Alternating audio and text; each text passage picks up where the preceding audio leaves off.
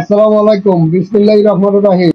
কদমতলী মিজান ভাইয়ের বসি দোকানের মধ্যে আসছি। আমার দুইটা সিপের পাথর পরে গেছে, মিজান ভাই বসে বসে এই যে পাথর লাগাইতেছে খুব সুন্দর করে। যদি কারোর এই টিকা সিপ এডি সিপের পাথর লাগানোর দরকার হয়, যত দামি সিপ হোক উনি পাথর লাগাই দিতে পারবে। আপনারা যদি আসেন, আমার নিজের সিপও লাগাইতেছি আইয়া এই মিজান ভাই দিয়া। আর মিজান ভাইয়ের দোকানে বসির অনেক মালামাল কিন্তু আছে, আপনার যার যেটা দরকার লাগে। হ্যাঁ, সিট লাগলো আছে, এই যে বসি লাগলো আছে, বসি পিস হিসাবে বেচা কিনা আছে, এবং করাত কাটা আছে, কুষ্টিয়ার কাটা আছে, জাল আছে, নেট আছে। বসির তো অভাবই নাই, এই যে টুমেরও অভাব নাই। হ্যাঁ, অনেক কিছু আছে মিজান ভাইয়ের দোকানের মধ্যে। কদমতলী আসলে মিজান ভাইয়ের লগে যোগাযোগ করলে সবাই পাইয়ে যাবেন। এই মিজান ভাই, এই যে হুক কি অরিজিনাল গুলো পাওয়া যাবে না? অরিজিনাল গুলো বলুন। হ্যাঁ, অরিজিনাল হুক লাগাইতেছে। যদি আপনারা কারোর এই পাথর লাগানি হয়, কারোর পরিয়া জায়গা, সিট ভাঙ্গা জায়গা, আপনারা আইয়া এই মিজান ভাইয়ের ঠিক করতে পারেন। আর মিজান ভাইয়ের কাছে বসি লাড্ডু পাওয়ার অনেক কিছু আছে, দেখেন দর্শক, অনেক কিছু।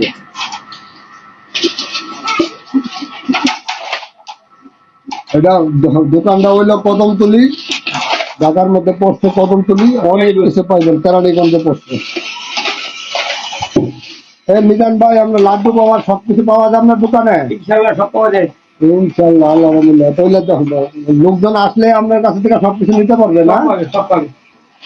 এই যে আমি নিজে, এই যে যদি কেউ 10 ফুটি সিট, 9 ফুটি সিট, 12 ফুটি সিট নিয়ে অন্য কোনো কাস্টমার থাকে, আপনারা কদমতলী মিজান ভাইয়ের লোকে যোগাযোগ করতে পারেন। মিজান ভাই কিন্তু অপরিচিত না, বহুত পরিচিত। উনি করলাম ভালো এক অ্যাংলার, ভালো এক শিকারী। যে জায়গা যাইবো এই জায়গায় ওই কাতল মাছ ছাড়া অন্য মাছ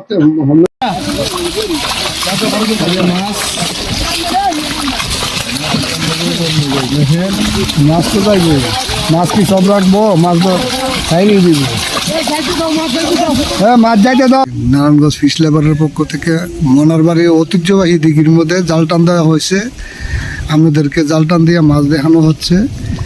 আমরা দেখুন, এই যে মাছ, এই যে লাভ দিতেছে রুই মাছ। হ্যাঁ, এই যে মাছ লাফালাফি শুরু হয়েছে, এই যে মাছগুলো আপনারা সব দেখবেন। এই যে রুই মাছ, কাতল মাছ লাভ দিতেছে, এই যে কাতল লাভ দিতেছে। খেলা চলবে ইনশাআল্লাহ।